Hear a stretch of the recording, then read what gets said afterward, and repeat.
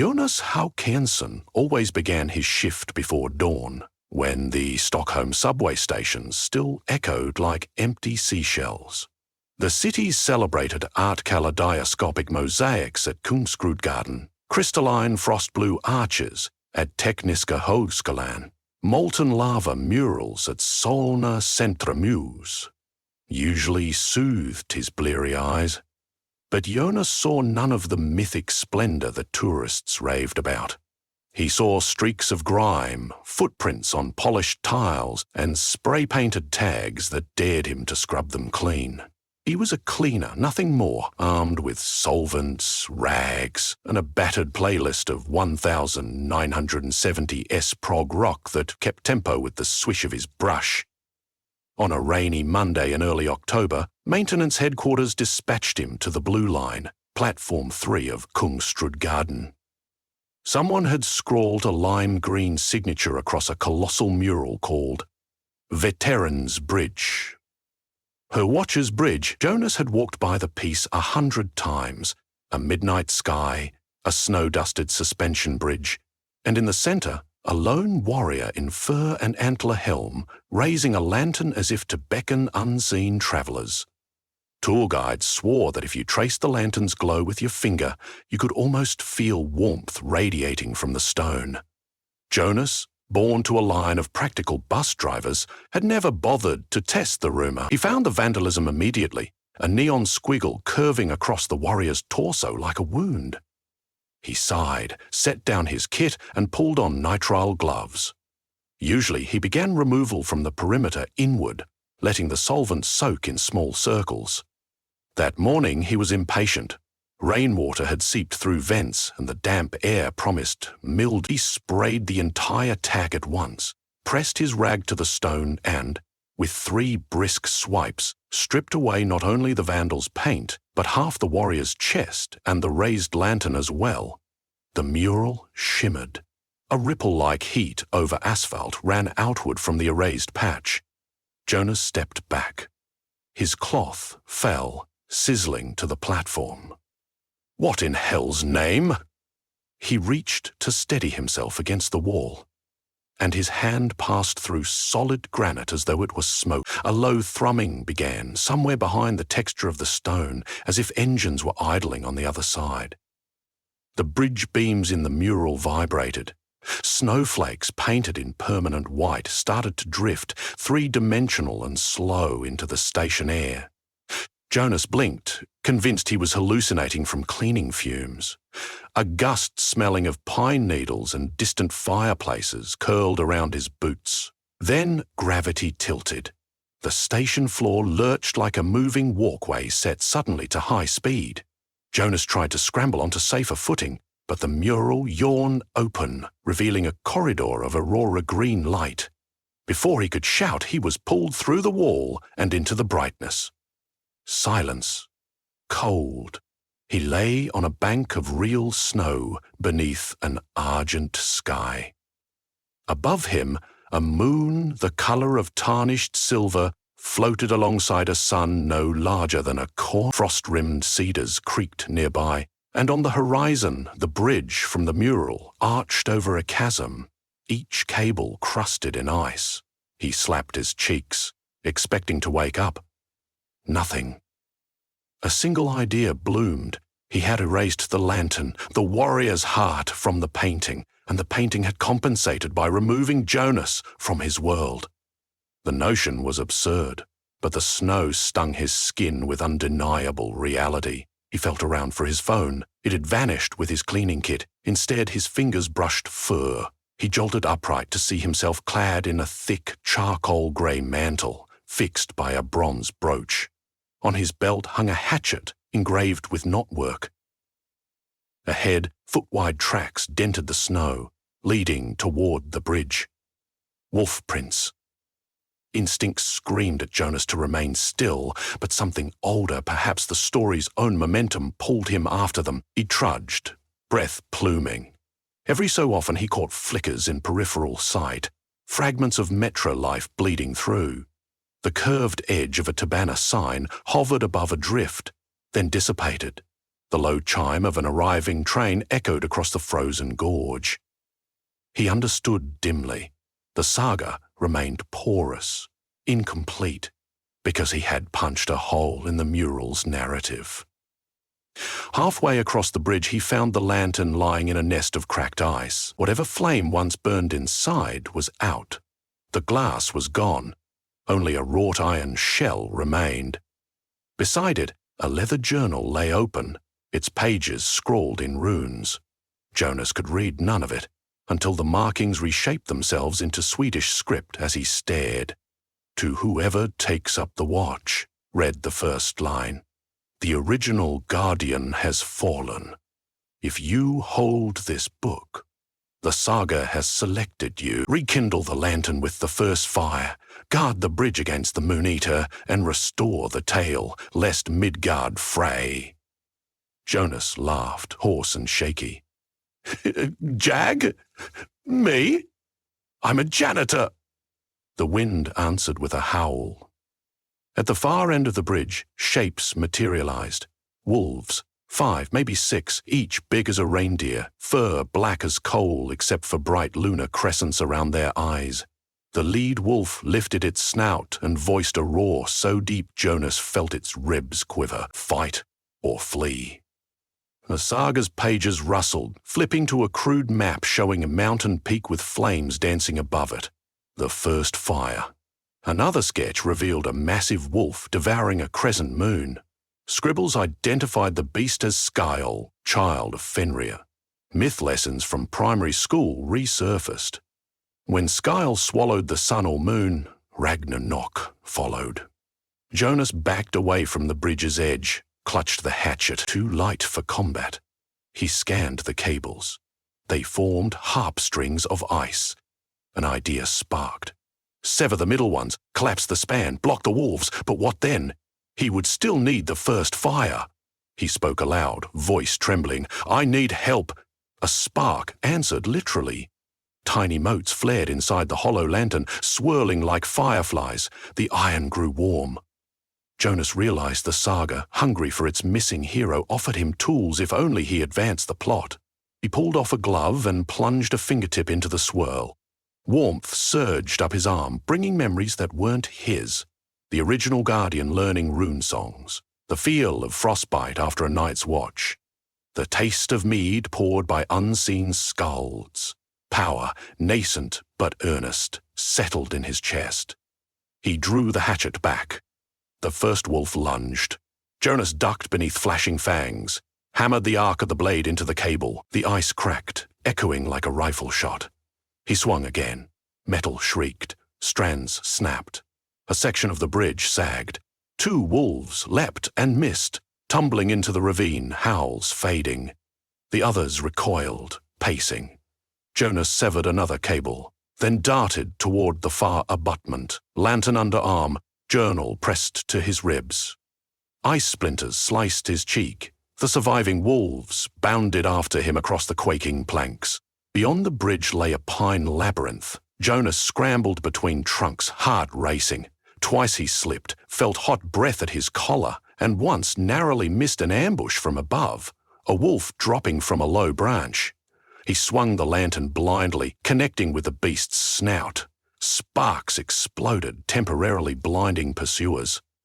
At last, he burst into a clearing where a narrow cave mouth smoked with gentle orange light. Relief and apprehension mingled. According to the journal, this was the path to the first fire. Jonas ducked inside. The cave descended in spiraling ramps. Sigils pulsed on walls, illuminating his steps. With each level, he shed layers of modern fear. Purpose replaced anxiety. Somewhere in the recesses of his mind, he sensed the subway platform. The hiss of arriving trains. Commuters flooding past his prone body, perhaps. Was his physical form still out there? Collapsed? If he failed here, would he die both in legend and in Stockholm? The tunnel ended in a vaulted chamber.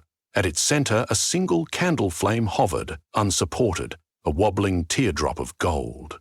Around it circled embers, trailing lines of ancient runic code as if writing themselves into being. He extended the lantern. The flame drifted willingly inside, flared bright and settled. The iron shell turned translucent, revealing a little solar heart.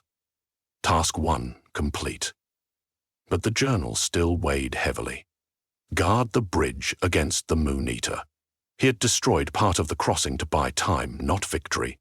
The wolves could still find another route. Can't you just... He addressed the flame. Close the portal. Stitch the story. The flame brightened, projecting an image onto the cavern wall.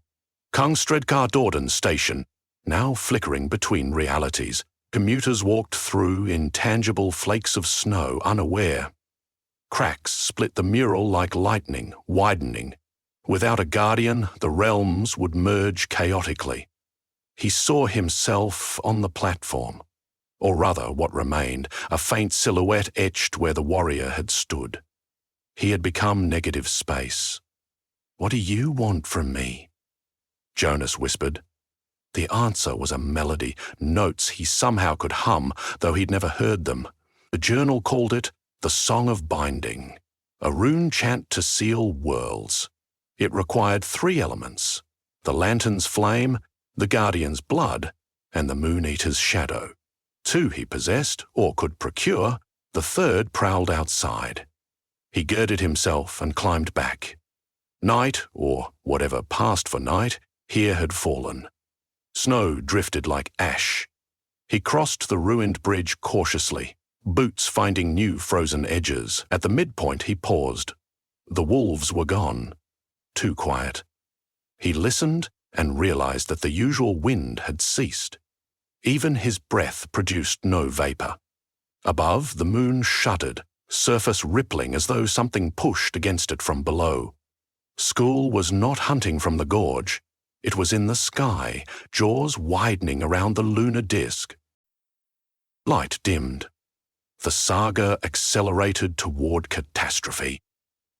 Jonas sprinted, leaping over jagged planks, and reached the original Mural site, a stony cliff that, like a broken theatre backdrop, still bore faint outlines of the missing warrior's torso.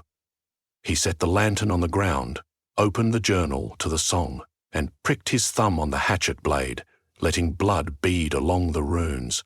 Red threads climbed the letters, activating them. Music poured out, an orchestra of wind chimes and human voices, yet Jonas stood alone.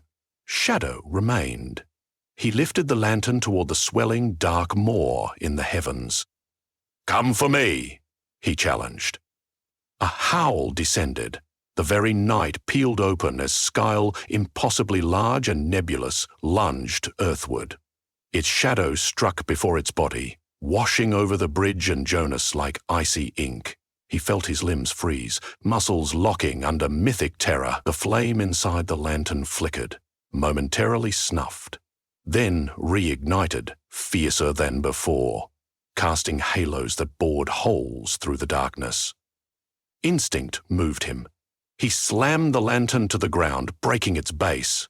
Fire spilled out but held shape, swirling around him in a protective helix.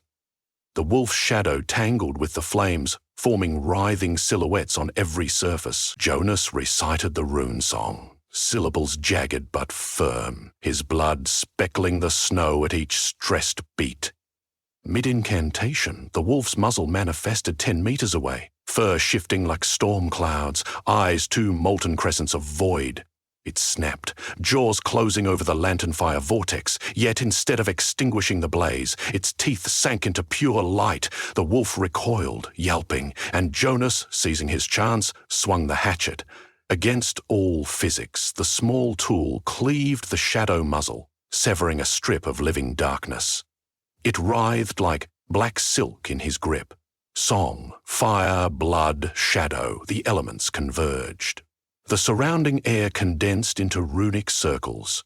One by one, these rings spun and tightened, weaving a tapestry that resembled the missing mural section. The warrior whole, lantern aloft, moon gleaming untouched overhead. The Saga reasserted its shape, and Jonas felt his own outline waver. He was returning what he had erased. But that meant there was no vacancy left for him. School tried to retreat skyward. Jonas hurled the severed shadow strip upward. It snapped back onto the wolf like a collar, dragging the beast downward into the tightening room rings. There came a thunderclap. Light cascaded up the chain of night and tore a new moon into being. Pristine, unmarred. The wolf, now part of the mural's memory, fused into the stone cliff. Its threat diminished to art. Snow stopped falling. Colors seeped out of trees and cliffs, fabricating the vibrant pigments of subway walls. The portal reopened, but inward this time, suction tugging Jonas toward home. As he was pulled through, he caught a last glimpse. The guardian warrior restored, lantern blazing, footprints firm in the snow. Yet, in the guardian's face, he saw traces of his own. The brow line, the stubble, the too long nose he disliked in mirrors. The saga had not erased him. It had woven him into legend and set a painted version of himself on eternal watch. He landed on the cold concrete of Kongstraat Garden Station, knees buckling. A nearby clock read 6:17, a minute after he had begun scrubbing. The rag and solvent lay as he'd left them. Commuters now filtered onto the platform, earbuds in, oblivious to the residue of cosmic struggle in the air. Jonas's cheek still stung. When he touched it, his glove came away bloody. Proof. He turned to the mural. Pristine. No vandal's tag, no sign of abrasive cleaning. The warrior, his warrior, stood complete, lantern radiant. For an instant, the painted figure winked, a minuscule motion impossible in static art. Jonas swallowed hard. The public address system crackled. Tego mot akala ankomer straks. The 6:20 train would arrive soon. Jonas gathered his kit, but could not resist one last test. He placed his palm on the lantern's glow in the painting. Warmth, gentle but firm, pulsed against his skin. Acknowledgement, farewell. He reported back to headquarters, wrote a routine statement. Graffiti removed, no damage to artwork. It was the first document in 37 years of service with a secret he would not disclose. Days passed. Jonas visited other stations during breaks. Station's rainbow arches, Solna Centrum's burning red forest, Riardusit's cavernous copper halls, wondering which portals led to which sagas.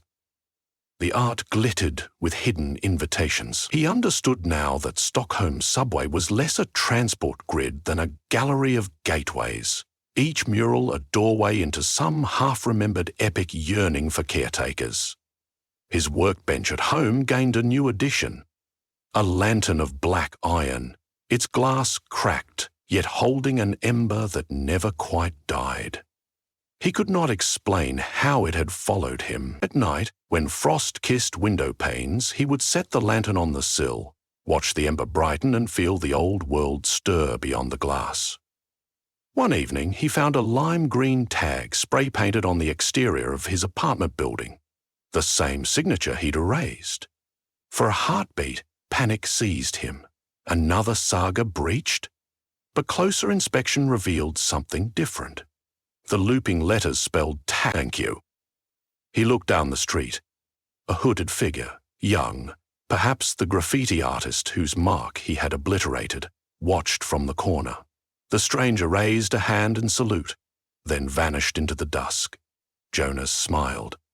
Stories, he realized, never end. They transform, linking hands across walls, worlds, and watchmen. He returned the gesture, feeling more guardian than janitor, flame keeper of two realities bound by art and accident, forever listening for the rumble of tunnels that might become rivers of myth at the swipe of a rag.